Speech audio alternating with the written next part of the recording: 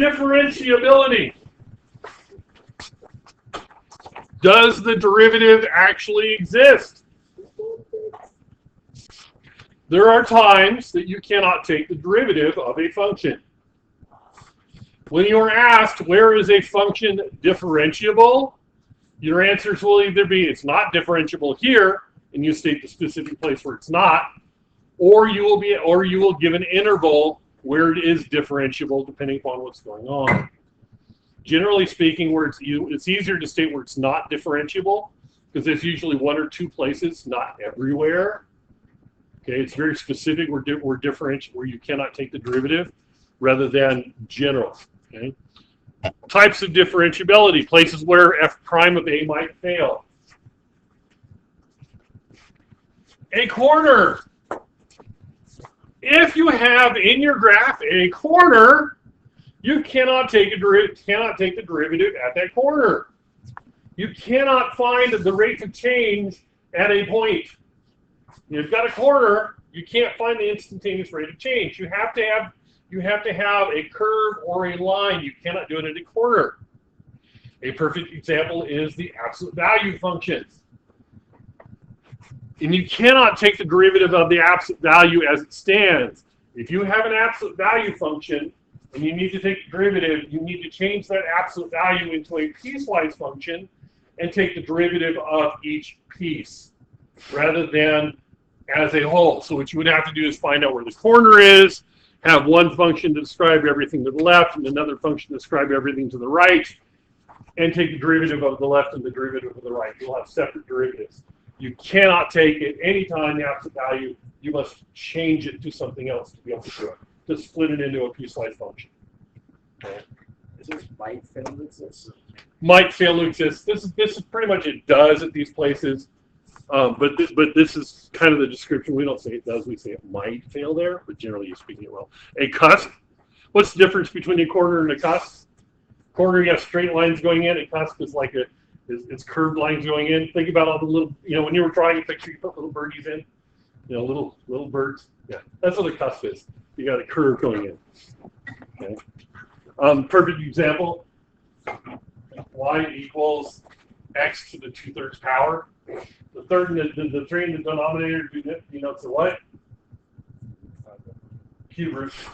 You have to be very comfortable with fractional exponents. You cannot do things with roots. You will have to take the roots and make them fractional exponents to do the work to them.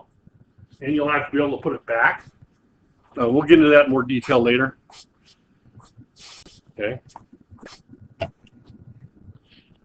Vertical tangent lines. Cube roots are perfect examples of vertical tangent lines. Okay, because you can't take the cube root of everything. It exists everywhere. You can take the cube root of a negative number. Just like a positive, you can take the cube root of 0. But right here at this point, you've got a vertical tangent line. So if you have a vertical tangent line, the slope of the tangent line is the same thing as the derivative at that point. What is the slope of a vertical line? It's undefined. So if the slope is the derivative is undefined at that point. That's why you can't have a vertical tangent. It's undefined at that point. No derivative exists because it's undefined. Okay. And then if you have a discontinuity, basically any discontinuity, any place you have a discontinuity, it will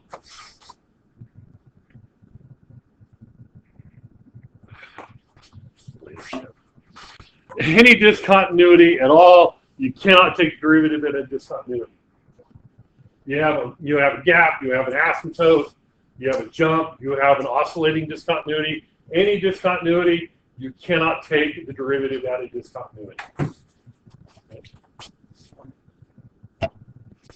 Differentiability versus discontinuity. Does continuity imply differentiability? If a function is continuous, is it differentiable? Not necessarily. An absolute value is continuous everywhere, right? That is continuous, but it's not differentiable everywhere. So continuity does not imply differentiability. Okay, just because it's continuous doesn't mean you can take the derivative. However, it has to be continuous. That is one of the things. Okay, you cannot do it at a discontinuity at all, but being continuous does not guarantee differentiability. But does differentiability imply continuity? Yeah, because the only places we need to worry about are places where you cannot take the derivative. Where can't we take the derivative? A corner, a cusp, a vertical tangent, and where it's discontinuous. Everywhere else you can take the derivative. Remember, the definition of the derivative is a limit.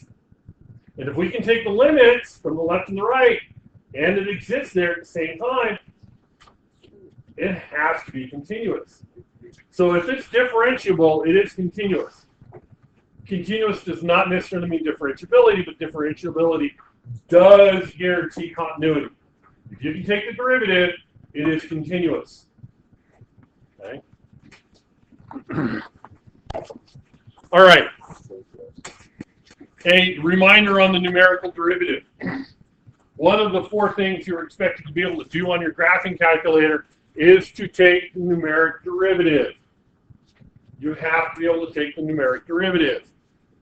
Okay? These are one of the 2 typical outputs or inputs for taking the derivative on your calculator. So if you have your graphing calculator, it's generally speaking under the math menu, and you find calc, which is calculus, and you'll hit take, and it'll say f prime or numeric derivative or something like that. It'll be here. This is one of the keys you hit, and then you type in your function, type in the variable of your function, and then where you wish to take the derivative at, what numerical value. So it'll be the function, the variable that we're taking the derivative with respect to, and the place you want to evaluate it at. Some of the calculators, I know the TI, I think the 98 uses this. I think the Inspire uses this one, where it actually shows up as this. You type in the function, you put in the number you want to do it at. You actually fill in that blank on it. Okay. The numeric derivative is not the derivative of the function. It's the derivative of the function at a particular point. There is a difference between the numeric derivative and the derivative itself. The derivative itself is a function. It's an equation, generally speaking. The only time the derivative is not an equation is if you take the derivative of a straight line. Okay, that's the only one where the derivative of a straight line is a constant. And the derivative of a constant. Yes. Okay, so this is my function. And this is the variable I'm taking the derivative with respect to. Because technically speaking, I can have x's and y's mixed together and take the derivative of only x. And then the y is treated as a constant, not as a variable. You can only take the derivative with one variable at a time. Which one am I doing? So dy dx is the derivative of y with respect to x. X is the variable I'm differentiating. I'm doing the derivative with respect to x. So that means x is my derivative. This is the variable I'm doing, and you have to identify that variable when you type it in. And then a is the number you wanted to evaluate it at. Okay? Yes? So you put your thing in the function, and then you're getting a numeric derivative. Right. So as an example, let's say f of x is x squared, and you want to know what f prime of 3 is. Not what f prime is, what f prime of 3 is. Okay, so what's my slope of a parabola at x equals 3? That's what I want to know. That's what this is. So you would type in derivative, or whatever it is at the particular one, put in the function x squared, comma x, comma 3, and then you'd hit enter, and you'd get 6. would be the answer. And if I were you, I would actually practice doing that and typing it in and make sure you get the right answer. Just to do that. In your textbook,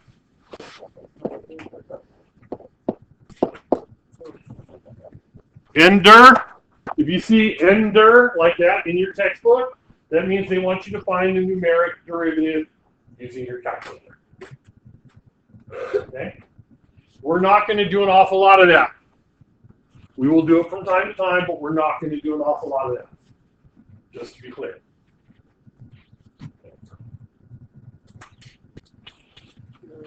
And, yep, Okay, wait, so that's it.